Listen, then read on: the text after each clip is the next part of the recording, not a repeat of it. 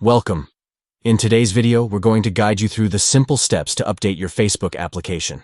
Keeping your app updated is crucial for enhancing its performance, security, and access to the latest features. So, let's dive right in.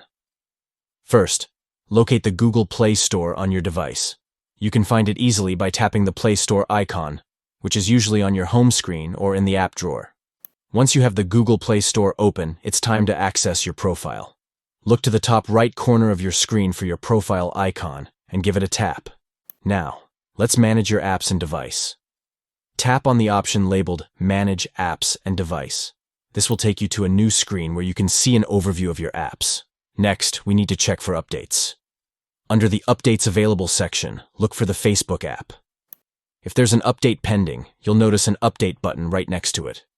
Finally, it's time to update the app. Simply tap on that Update button, and the Play Store will download and install the latest version of the Facebook app for you. And that's it. Your app is now updated and ready for use. Thanks for watching. If you found this video helpful, don't forget to like, share, and subscribe for more tips and tricks.